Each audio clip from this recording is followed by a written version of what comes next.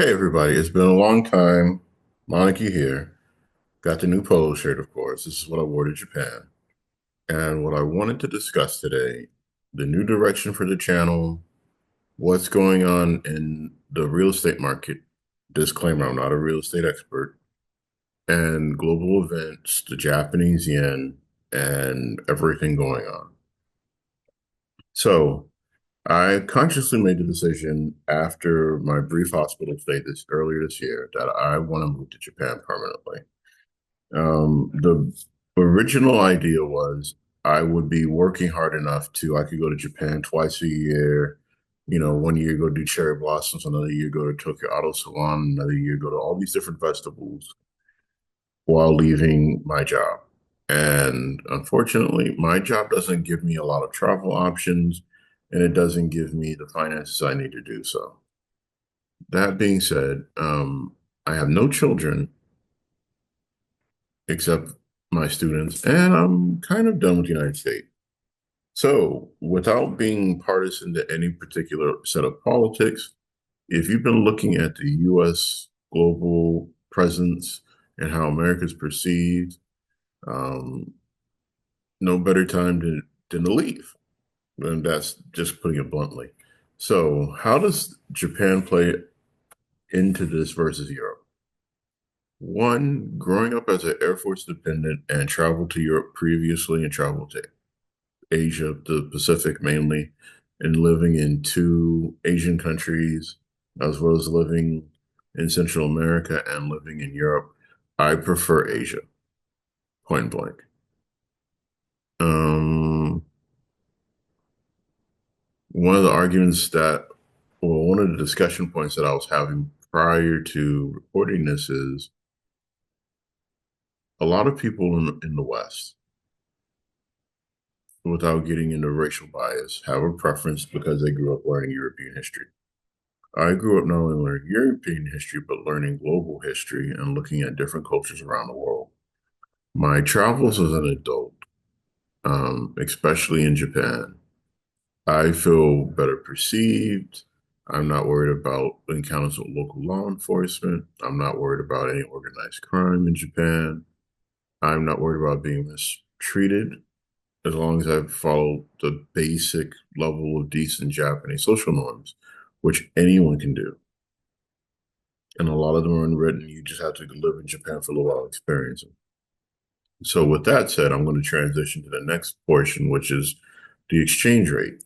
So, let me pull up the internet and we can talk about the exchange rate. I'll show you a chart of what the exchange rate looks like. And then we can get into it for the past 5 years and then a little bit further back. So,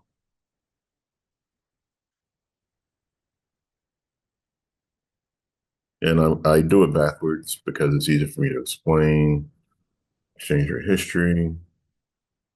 Um, so sharing screen. And as we're looking at this, 1,000 US dollars is 148,635 yen. So let's drop this to a dollar. It's 149 yen to the dollar. Now, I want to go back this time when COVID first popped off. And then we can start talking about historical prices, what's going on. And March 16, 2020, the Japanese yen was very strong. A lot of people were like, oh, I don't want to invest in Japan and I really don't want to travel to Japan. So that was 5 years ago. We're going to go back a little bit further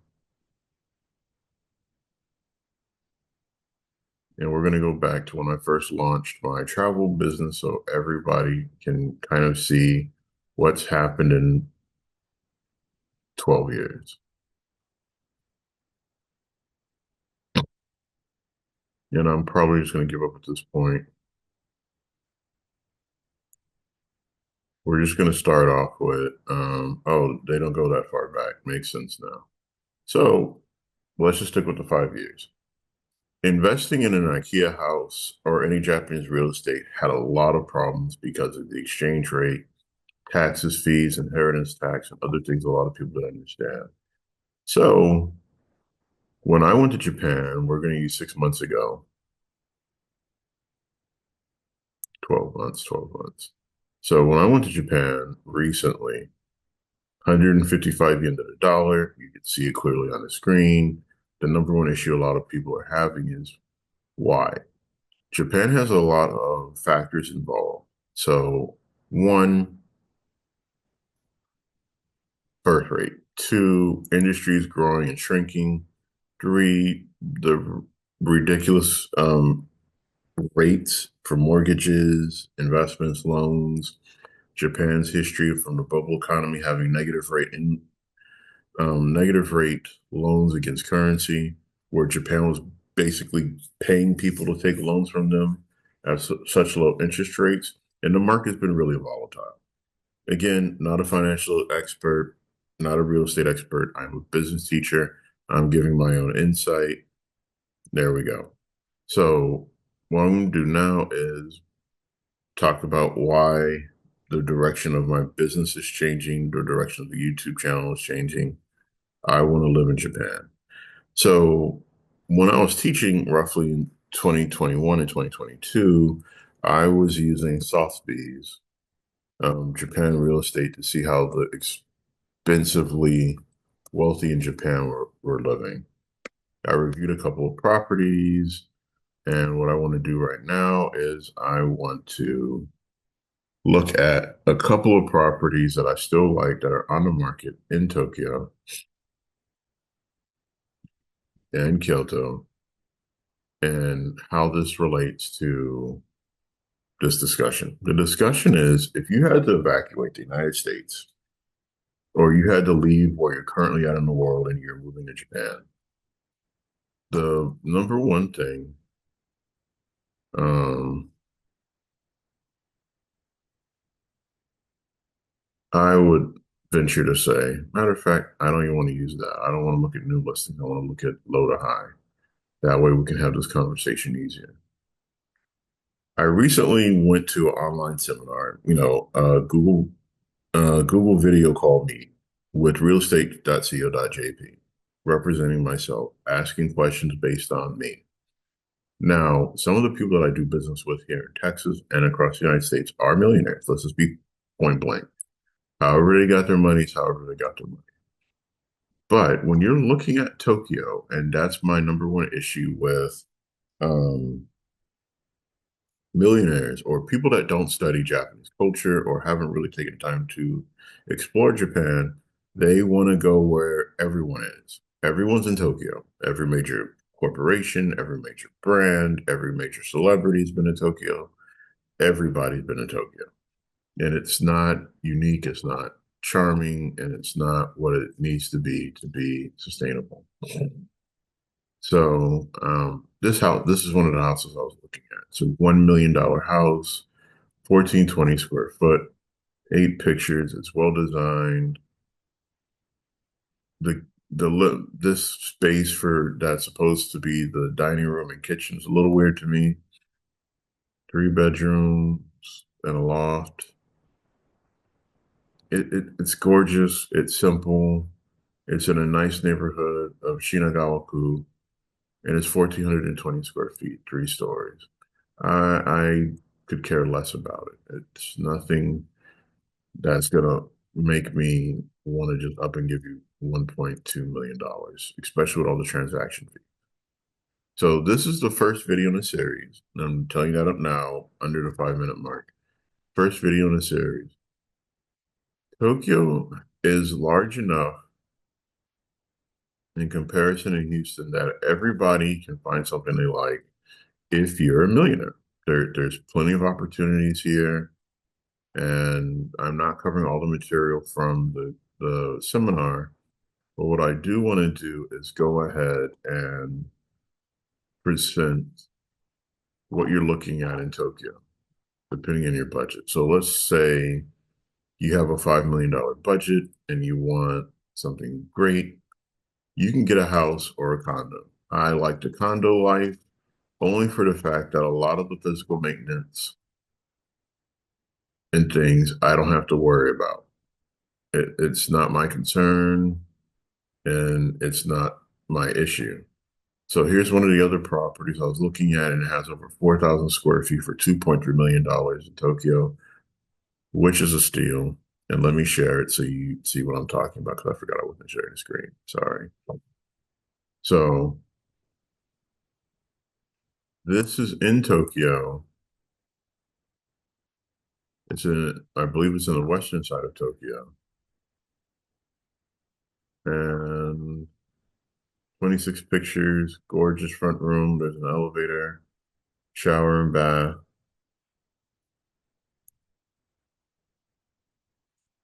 In a beautiful neighborhood. You have rooftop green space. You have another balcony and deck. Storage for the front room, elevator in the house, Tommy, home office. And it's technically 3 stories. So for $2.4 million in Tokyo, you could get this. I want to go back really quick to the other house I was looking at.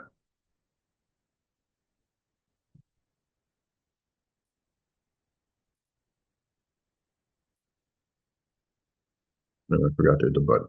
We're going to skip it for right now. So what we're going to do now is we're going to leave Tokyo and we're going to go to Kobe. And I got to put in Hyogo because there's streets with Kobe in them in their database. Now, keep in mind, this is not every property in Japan exclusively on Sotheby's. These are the exclusive ones listed by Sotheby's. So this home is the Takara residence, and it's on the far eastern side of Kobe. And basically, it's literally a testament to time that needs to go back for almost $3 million, not even a half acre, 0.43 acre. And the house is dated. It's beautiful brownstone concrete construction and looks like someone's still living there and just hasn't moved out the property. So for me, that's kind of flag. Now, 21st Century Realtors, RealMax, and every major real estate company has offices in Japan. Based on my experiences in Japan, I've covered 24 out of 47 prefectures, whether it was through a train stop or overnight or through my tours. Again, I'm just starting with this part one. So for some people, and I get it, if you grew up in a westernized country, Europe feels more like home than a completely alien or different culture in the East. Philosophically, culturally, spiritually, regardless of what your religion is, there is Christianity in Japan, but there's also a lot of other hangups that a lot of people don't want to deal with. So I'm going to pull up one of the slides right now for why I was really interested in being in Japan. So getting back to the Tokyo only thing, a lot of people don't want to do their homework about Japan, and I get it. It was really apparent in this video, so let me share really quickly. We're going to go over the process that they highlighted. So some people are in that mindset of, um, first off, you got to fix your anywhere in the world you're buying a house. Fixed budget, property search, area search, find an agent, property viewing. And this is what I'm doing different for my business. If you're interested in buying a home in Japan and you want to work with someone who has business connections in Japan, I have connections in real estate, government offices, and tourism organizations across Japan, including people that I still know that live in Japan. I would like to help. So what I'm doing for 2026 and going on, instead of doing multiple tour groups, I'm going to do half of my groups real estate investment in Japan, people that are looking to buy. There's a lot of things that I would recommend you do first, including attending one of these seminars yourself. Airbnb laws are no longer gray in Japan. They're pretty black and white. And a lot of rental associations do not want anyone doing short-term rentals because it takes away from the neighborhood. Community is really big in Japan. So let me explain. Having someone come for a couple of weeks, not understand the language or the culture, and trashing a house, being a nuisance and creating problems is frowned upon very strongly in Japan.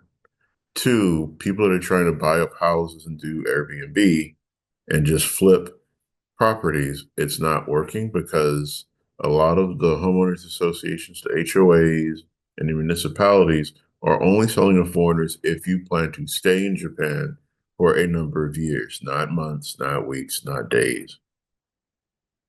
So what does this turn into for people that are not sure about what they're doing? So what this turns into is a couple of investors were on a call, and their number one issue was, well, how do I get to this house? How do I get my hands on it? If it's already being rented, can I kick out the tenant and I can raise up the rent? No, no, and no.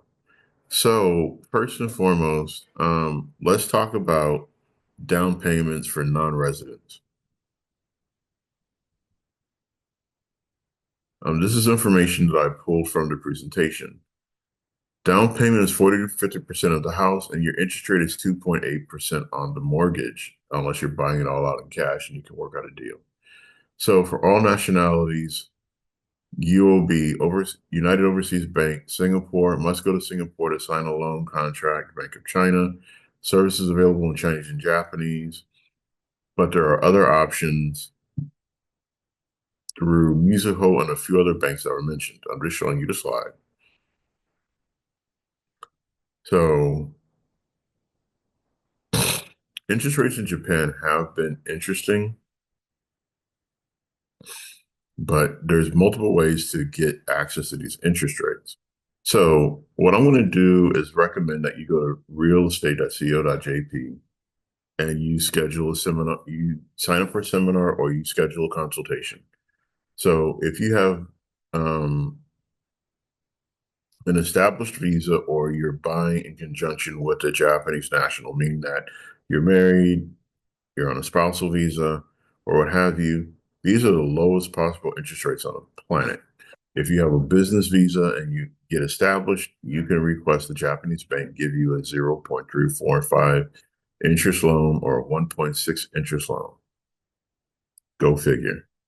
So, with that being the topic of discussion, um, with so much going on in Japan, including um, the decline in birth rate, you're still dealing with the generation that's about to hit their senior years, the lost generation in Japan from the late 80s to the early 90s.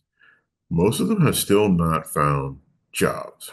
And the problem with them not finding jobs, they never paid into the tax base. So there's no one to financially provide or take care of them when they get to be seniors because they're still living with their parents, grandparents, and other relatives due to the fact they're unable to find a job.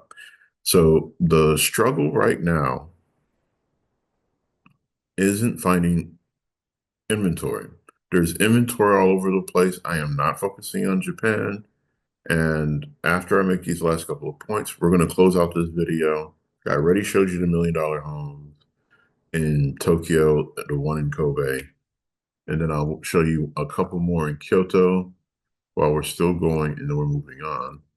And I'll see you for part two.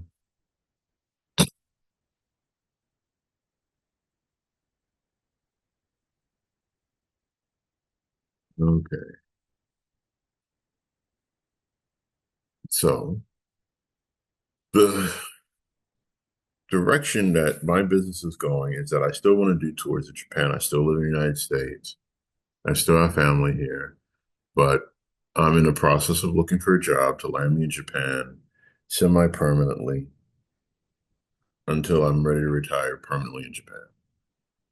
And I know a lot of people are like, but Japan's so expensive. You could live like a king in Costa Rica, South America. Panama is a very popular destination right now for future expats or people leaving the United States.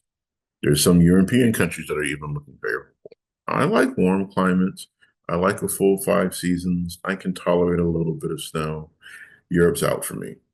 So, what I would like to do is give you a couple more looks at South Speed's real estate, and then we are just going to wrap up part one of this video.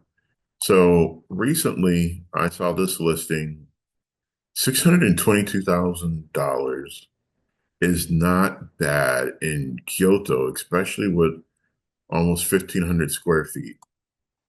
And that's the total size of the house and property. So you're not losing. It's just a very interesting summer house. I love the sliding living room front door to the patio. I like the brick. I'm easy. Beautiful dining room table with a kitchen, TVs by the dining room table. They don't got a lot of pictures. Urinal and a squatter, that's fine. You got a loft office upstairs, elevator, and there's not a lot of imagination to it, but it would be a possibility. Again, if I was a millionaire and I had money to burn, and I'm going to set the home type to condo, I'm not single family, and a townhouse. Japan does have townhouses, so I'm hitting that filter really quick.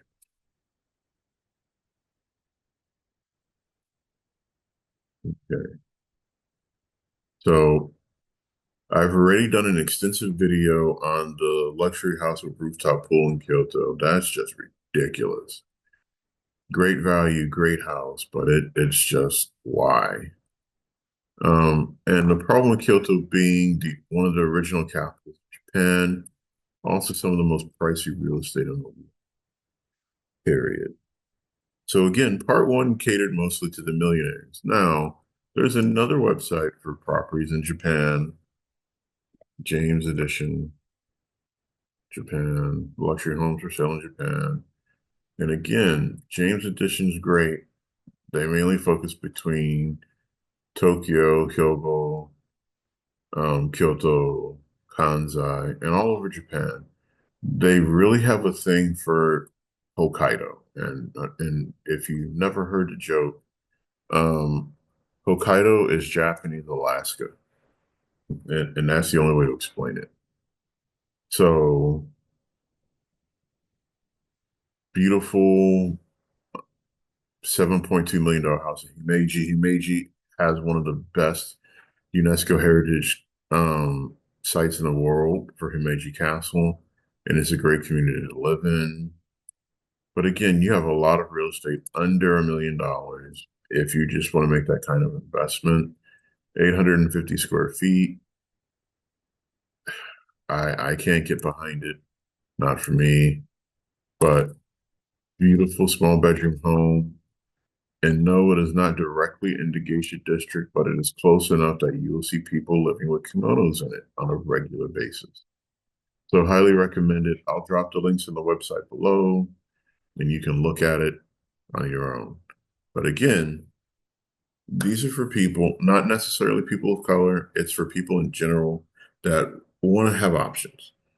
What I'm trying to do with the business is that it's going to be a premium fee. Well, it's going to be an exclusive fee compared to the premium pricing package for just being on a tour. When I'm doing tours and relaxation, I am not stopping to go look at a house or check out a building. I'm literally there to give you cultural insight, make sure you have a beautiful experience. And my partners with Montague Travel, that's our thing. We want to make sure that you are having a beautiful time on a vacation. If you are looking to invest and do a home, real estate, we want to help put you in touch with the right people in the right areas and see if we can accommodate you.